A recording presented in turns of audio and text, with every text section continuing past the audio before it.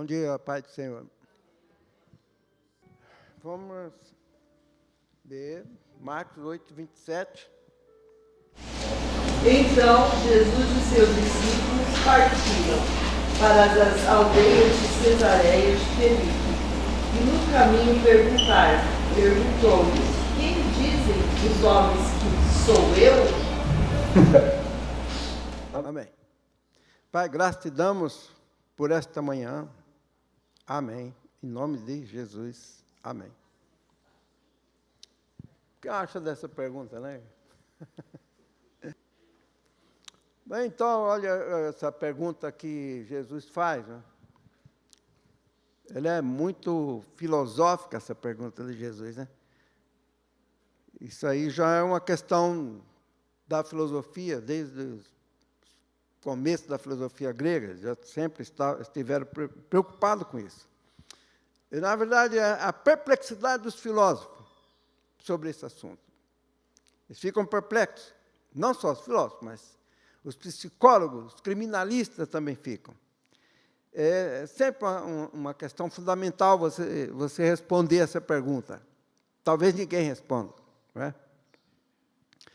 A preocupação dos filósofos era qual é o centro da essência do ser humano. Você pode perguntar a si mesmo. Se você perguntar a si mesmo, você vai ficar um pouco assim, talvez não em dúvida, um pouco, mas você vai ficar, digamos, pensativo. Fecha os olhos em 5 minutos e pergunta assim: quem sou eu? Pergunte. E tente responder. Não é? Quem sou eu? Se você perguntar para um grego, por exemplo, se perguntasse para um grego lá no século passado, e ele perguntasse para o Clíton, é um nome grego, e perguntasse para o Clíton, quem é você? Há 2 dimensões nessa resposta. Né? Você tem a pergunta dizendo assim: quem é você na fila do pão? Não é? Quer dizer, aquela coisa comum. Quem é você na fila do pão? Você é um na fila do pão. Não é? Mas se você perguntasse assim, ó, quem é você em relação ao infinito? A resposta tem que ser outra. Né? Se você perguntar a uma pessoa, quem é você? Ele responde: eu sou o José. Você fala: você é o José. Podia ser o Manuel, Pedro, Joaquim, Antônio, Carlos, Wesley, quem for. César. Quem é você? Você responde imediatamente: eu sou a Nice. Se for uma mulher, não é? Mas você é só um nome. Quem é você? Eu sou Maria, eu sou Manuel. Você é só isso. Nesse universo de pessoas, e tanta gente. Se perguntasse para um grego, ele talvez respondesse: eu sou Clíton, eu acredito no Hades. Eu acredito no Poseidon e no Zeus, que foi o que sobrou da guerra dos titãs na Grécia e colocou na mente do judeu, do grego, tudo a respeito do que a humanidade seria, como o cosmos seria conduzido. E o que sobra dessa guerra toda é que Gaia, a Terra, ela passa a organizar as coisas, né? E o Hades ficou com o Tártaro, Poseidon ficou com o mar, e Zeus ficou com o céu. E Zeus se torna o rei dos deuses, porque havia outros deuses menores. Ceres é um deus desse Olimpo, que cuida dos cereais, por isso que temos cereais. Se perguntasse para um grego, talvez respondesse isso. E isso podia não ser tudo, não é? Não é verdade? Quem é você? Isso é uma questão que vem desde o começo da história. Agora, se você perguntar na rua para alguém, quem é você? ele talvez responda de imediato: eu sou o Joaquim, eu sou o Antônio, sou o Manuel, sou o Hinaldo, sou o Teles, sou o Thales. Você está perguntando ainda quem sou eu, né? Olha, eu passando pela rua, você sempre tem uma teologia da rua, né? A teologia do caminhar. Eu gosto da teologia do caminhar. Jesus estava caminhando aqui, não estava? Você não leu? Ele ia para Cesareia de Filipe, porque tinha outras lá. Ele ia caminhando. Era um ensino peripatético. No tempo da Grécia, se ensinava assim. A pessoa, ele saía andando, lendo, e as pessoas acompanhando, ele lendo, e a pessoa acompanhando. E, às vezes, era peripatético, em círculo, talvez lá nas escolas e tal. E conversando. Então, Jesus aqui faz uma pergunta interessante, ele está caminhando. Eu caminhando aí pela rua, aqui na cidade, essa semana, um rapaz parado em frente do banco, com um braço meio torto, né? Tinha um defeito forte aqui, não sei o que era aquilo. E ele passou, é muito pedinte ali, né? As pessoas ficam ali. E perguntei para ele assim: e aí, tudo bom? Ele que me chamou. Eu fui lá. Eu perguntei: e você? Como é que você chama? Ele falou: eu chamo Alan Patrick Santos. Olha que nome bonito. Não, Alves. Não é um nome bonito? Mas que nome, rapaz, que você tem? Que nome bonito. Alan Patrick do quê? Alves. Nome bonito. Ele falou: é bonito. Esse Alves é do meu pai. Não posso deixar de fora o nome do meu pai. É isso que ele disse que ele era. E ele disse que era padeiro, mas perdeu o emprego. E perdeu a mulher também. Às vezes, quando a pessoa perde o emprego, às vezes, perde a mulher também. Né? Eu encontrei um cidadão aqui na rua, estava eu e meu pai andando na José Bonifácio, encontrei um homem assim: você está pedindo? Falei: o que você está fazendo assim, tão apavorado? Falei: fui expulso de casa, rapaz. Falei: como assim?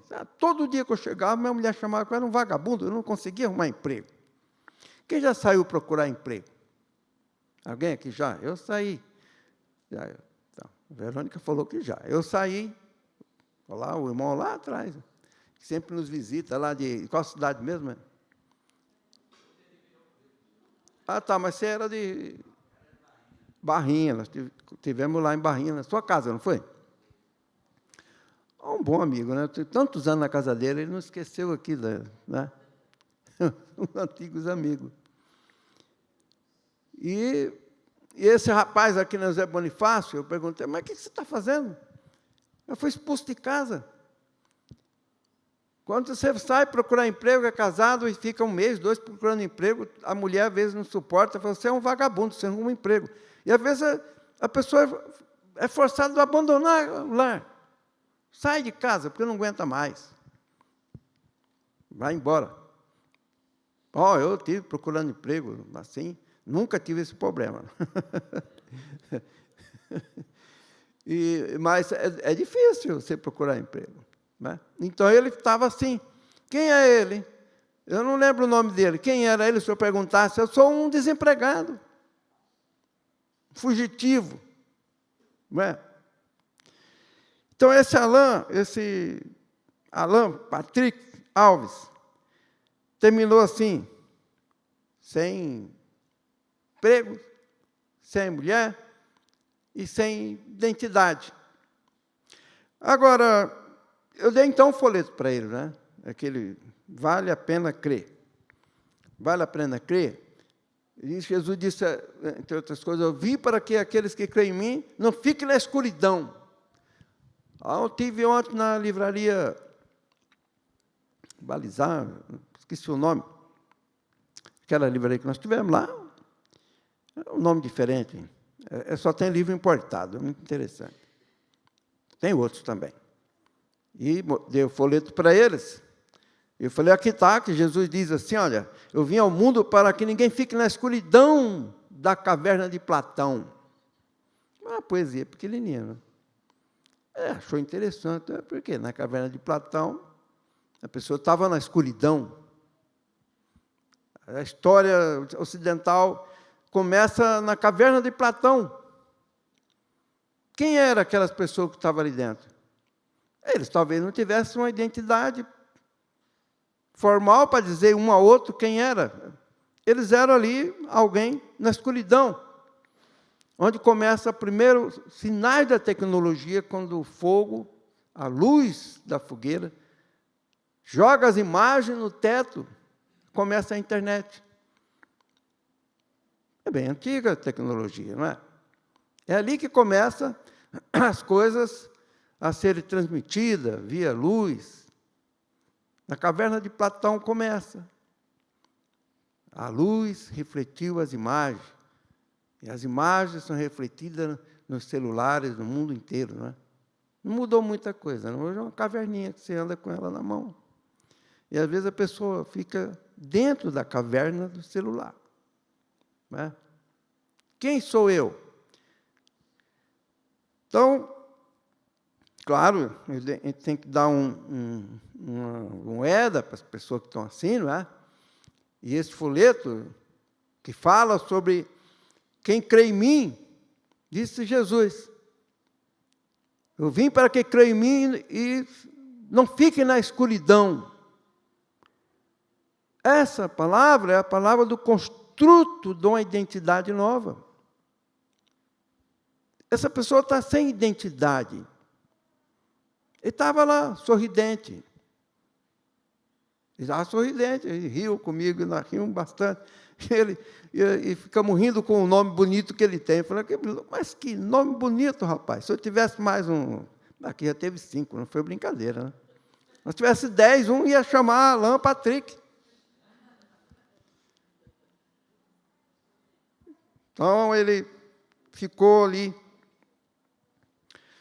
Então, a primeira coisa que nós temos que ver é que, nesse assunto de quem somos nós, Clarice Lispector pergunta assim, de quem se é e o que se é. Porque todo o livro dela fica em volta da pesquisa da identidade das pessoas, dos personagens. Surge uma estrela, ou cai uma estrela, aquela história, por exemplo. Quem é? Uma nordestina que vem de Lagoa, de Pernambuco, com a ilusão, com o desejo de ser alguém. Né? Daí é que se começa, então, a pesquisar a necessidade de descobrir a identidade nossa e do nosso próximo. E nós ficamos assim, você deve ficar, porque não é novidade se você ficar arguindo, fazendo assim, indagações a si mesmo, sobre quem é você, quem é o vizinho, quem é a sua esposa, quem é seus filhos, quem sou eu? E Jesus perguntou, que diz os homens que eu sou? Em italiano, la gente que disse que lo sai. La gente, se Jesus fosse italiano, la gente ci disse che lo sai. A gente. Lá em Portugal também fala assim, a gente, é o povo. Mas quando disse antropoi, fica pesado, fica mais sério, né? Os homens em grego. Mas la gente o que diz? Se Jesus fosse italiano, seria muito engraçado, não é? Um filme em que Jesus fosse italiano. Olha só, Jesus fosse italiano falando isso. La gente que diz que lo sai. O sotaque italiano é muito engraçado. Então, Jesus, quando faz essa pergunta, por quê? A primeira coisa que nós temos que refletir é como perdemos a identidade, o que é a nossa identidade e como é que nós nos sentimos. Quem sou eu? Não na fila do pão, mas em relação ao infinito, à realidade infinita. Porque na fila do pão, todos nós somos Teles, o Criton, o Manuel, tal, na fila do pão. Né? Mas em relação a realidade infinita. Quem somos? Então, uma das coisas que fica assim, se torna às vezes uma obsessão, é descobrir a resposta para essa interrogação. Por isso que Clarice Lispector diz, quem se é? E depois ela diz, o que se é? Jesus pergunta, então, para os discípulos, segunda coisa. Segundo ponto, a pergunta de Jesus, né? Que diz os homens que eu sou? Ora, quando Jesus faz a pergunta, os versículos seguintes, tem umas pessoas lá que... Pedro que toma a iniciativa para dizer como são, quem são, etc. Eles ficam respondendo, mas de uma forma que se responde, às vezes, nos dias de hoje. Quem é? A resposta que deram para Jesus é uma resposta que vem da grande crítica nessa gruta existencial. Ele estava lá na gruta de Platão, é uma gruta existencial. É uma crítica da gruta existencial. Estão perguntando, está dentro de uma gruta. E hoje não é muito diferente. Qual é a resposta que eles dão? Vocês viram que resposta que eles deram? Como é interessante. Quando ele responde, ele diz que disse que tu és João Batista. Olha só que resposta, hein? Mas outros dizem que tu és um dos profetas, talvez seja Elias. Você vê? Que tipo de resposta é essa? Sabe qual que é essa resposta? Essa resposta é muito significativa, porque ela reflete no espelho, como às vezes se diz, invertido, ou não sei se metaverso ou invertido. Eles estão respondendo no século XXI. Ele diz o quê? No molde do Doppelgangers, que é uma palavra alemã para... Eu ia até perguntar para o Flávio hoje, mas hoje ele não foi lá depois. Ele saiu, não deu para a gente conversar nada. E também não perguntei quando ele esteve lá. Ele responde no modelo do século XXI. Ele diz assim, olha, segundo os princípios filosóficos do Doppelgangers, tu és João Batista. Ou tu és Elias. Ou um dos profetas, que é o Doppelwalker ou Doppelgoer. É a mesma coisa, são palavras sinônimas. A primeira é alemão, depois é inglês. É a sua cópia exata que caminha no outro corpo, ou sua cópia exata daquele que vai descendo o caminho abaixo, vai até ali almoçar, vai trocar de roupa, e etc, etc. Tu és esse. Então, a resposta que eles dão para Jesus, que eles dão a resposta do mundo, do que eles dizem, e depois Pedro dá uma resposta.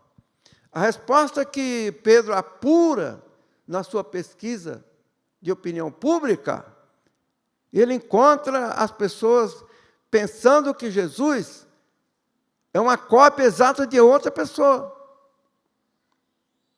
Que é o Doppelganger ou Doppelwalker, uma cópia do caminhante, que era Jesus.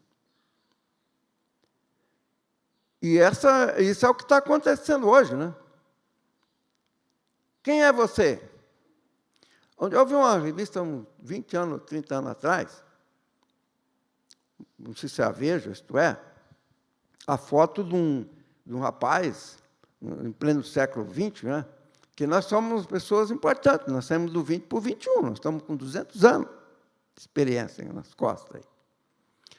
E esse rapaz está, digamos, com um rádio portátil, naquele tempo tinha muito rádio portátil, um rádio, headphone, todas as coisas, e um cocado de índio. Então, o título é O Índio Metropolitano. Não é? E os cientistas estão achando que hoje em dia os jovens que andam para a rua com o celular na mão, caminhando e ouvindo coisas, são os zumbis do século XX. Os doppelganger. Não são mais seres humanos. São zumbis. Eles caminham com o celular, um headphone, vão caminhando com o celular. Se você perguntar para um jovem desse, quem é você? Ele nem sabe responder mais. Porque ele sofreu o impacto do novo construto através da internet que transforma a pessoa em robô. E ele caminha como um zumbi andando pela rua. Você já viu? Então, você vê que quando eles respondem, Pedro fez uma pesquisa pela TV da época, né, pelo jornal da época, e ele apurou isso aí, naqueles jornaizinhos que circulavam lá, um papiro, o papiro vocal, verbalizado, cada um dizia para o outro. Esse homem aí é Elias. É a mesma coisa hoje. Bem, então, Pedro dá uma resposta que realmente tem importância. Então, vem para o terceiro tópico. Quem somos nós? A princípio, quando você pode olhar no espelho e perguntar, quem sou eu? E ficar com essa pergunta lá no fundo da sua alma, sem resposta. Então, Clarice Lispector, quem se é? O que se é? Porque o que se é que as pessoas procuram, às vezes, construir a sua identidade. Para você se sentir que é alguém.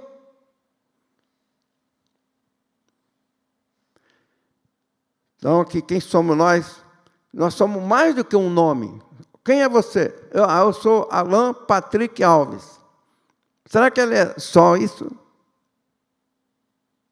Deve ser algo mais, né? Nós somos mais que um nome. Essa é a angústia e a perplexidade dos filósofos, dos criminalistas que trabalham com pessoas criminosas, que ficam em dificuldade de descobrir quem que é essa pessoa, por que ela é assim. E eles perguntam, quem é você? E eles não conseguem resposta. Às vezes é um serial killer. Quem é você? Um serial killer? Quem é você? O Jack? Quem? E aí fica a pergunta para nós. Né?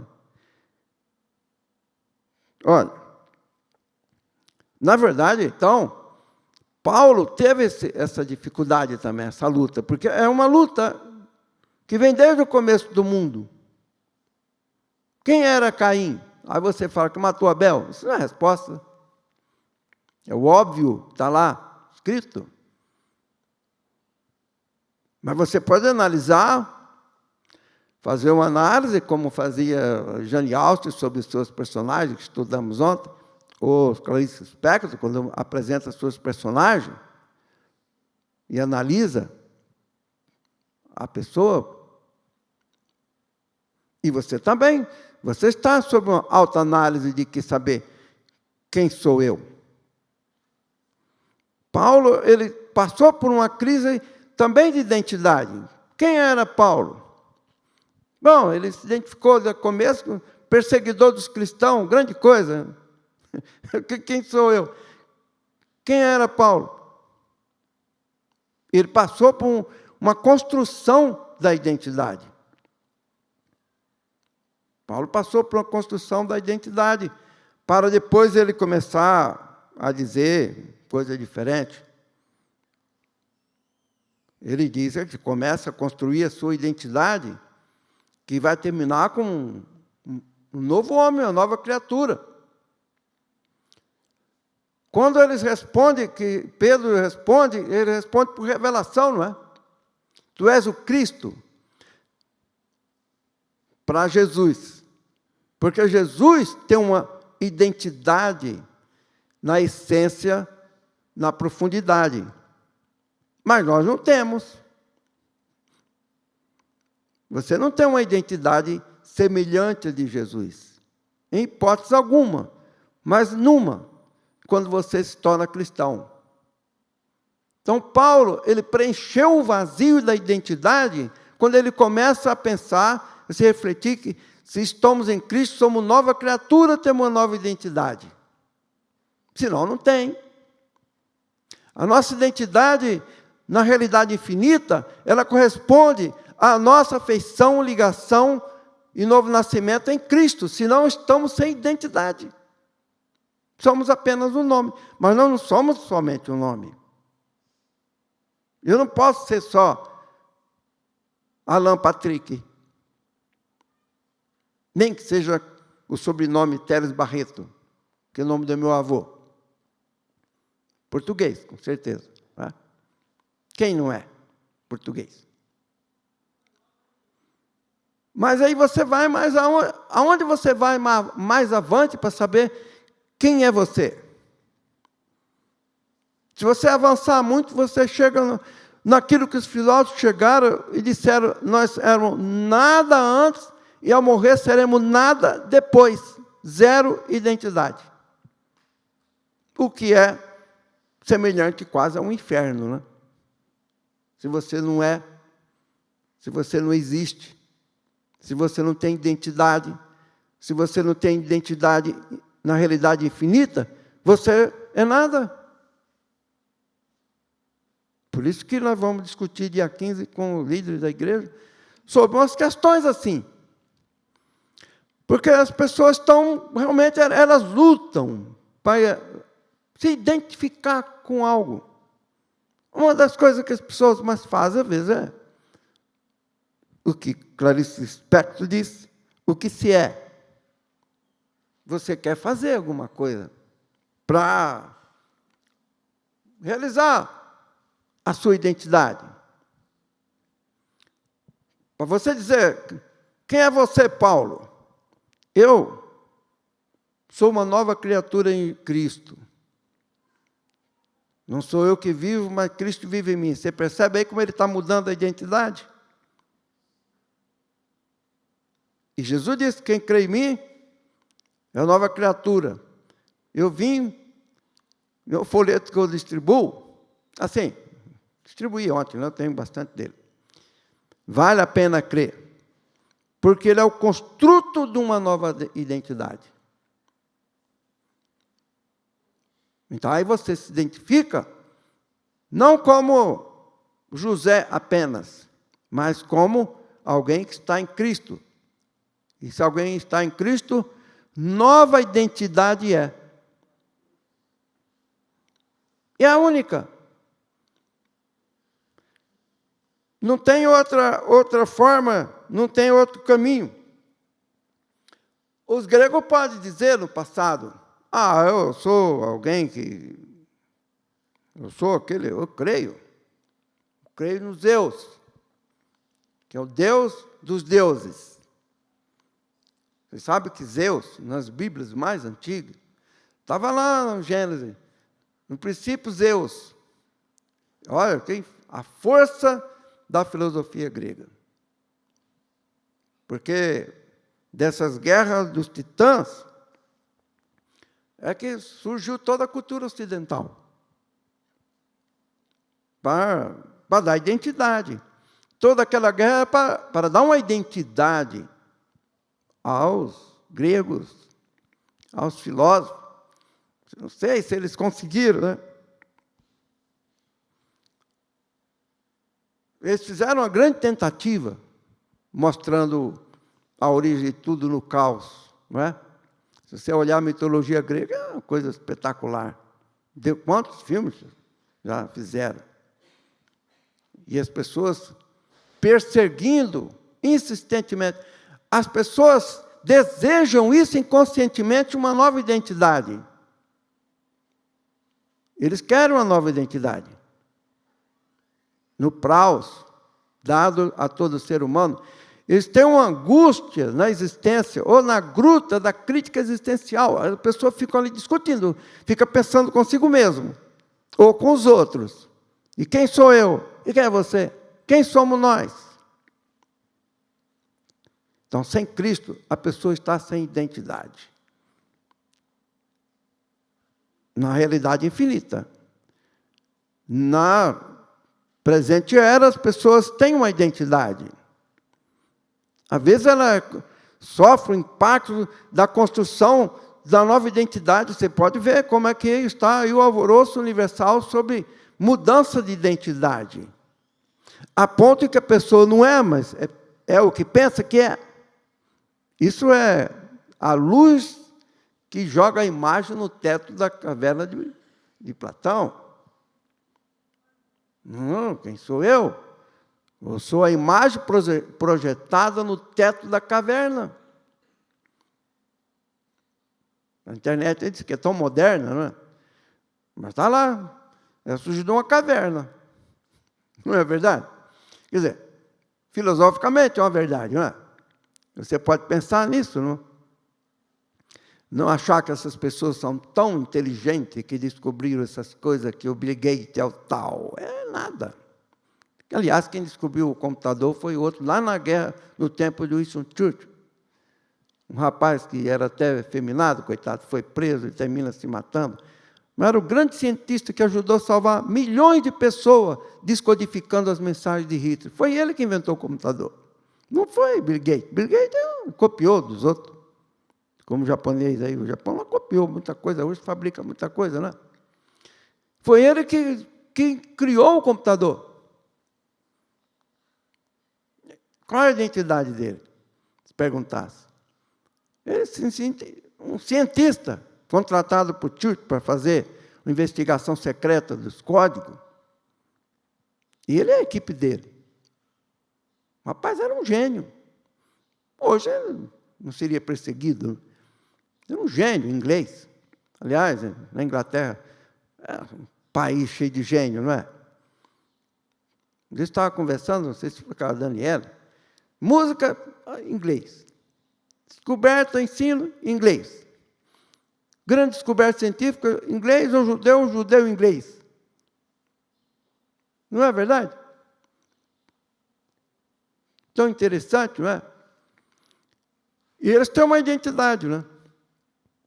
Nós temos também. Nós temos aquela identidade da fila do pão, que, sou brasileiro. A identidade da fila do pão. Não é? Mas qual é a sua identidade dentro da realidade infinita? Aí tem gente que não sabe dizer. Tem gente que, claro, não sabe, porque também nunca olhou para Jesus. Então ele não tem identidade. Às vezes ele tenta se realizar com coisas. Não é? Um amigo que ele me mostrou assim um painel, falou, vou construir uma torre, essa torre, isso aqui, essa torre. Coisas fantásticas, de talvez 200 milhões. Né? Eu falei, será? Porque a pessoa se realiza nisso. Você vê essas grandes construções. Avenida Fiuza, que espetáculo. Eu estive lá no lançamento daqueles imóveis. Garçom com luva branca, banda tocando, eu e a Alana. Parecia coisa de Hollywood. E os engenheiros, assim, andando, como disse, que grandes realizações. Se perguntava, dizendo, quem é você? Eu sou um engenheiro. Uma resposta bonita, não é? Eu sou um engenheiro que engenha, que cria. Não é? Você sabe que isso não tem nada a ver, mas não é? Satanás é chamado de engenheiro, sabia? Você é um engenheiro desse século, ele é um engenheiro desse século. Ele está nessa engenharia.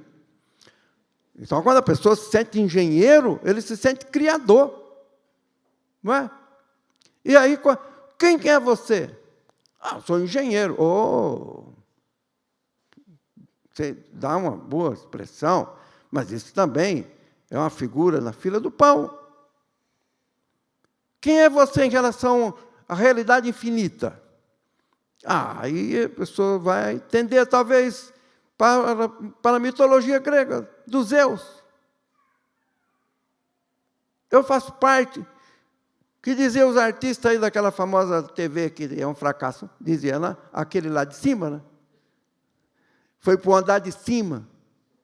Por que eles falam isso? É a criação de uma identidade que é uma ficção. Aquele lá de cima. O cara lá em cima, mais ainda, né, Thelma? O cara lá de cima. Quem é que é o cara lá de cima? Semelhante a mim mesmo, né? Um cara como eu, tão volúvel quanto eu, o cara lá de cima. Porque não tem identidade. É uma identidade fictícia, imaginativa. A pessoa faz essa imaginação e cria essa identidade ilusória. Quem está lutando para criar essa identidade moderna, que é um zumbi, jovem zumbi, andando pela rua. Você não quer um livro. É um celular, um headphone, caminha feito um zumbi. É que essa sociedade, essa humanidade via tela, que nós estudamos aqui no grupo evangelista, que é um problema, o homem tela, o homem scanner, de Gilles Lipovitsky. Está sendo criado.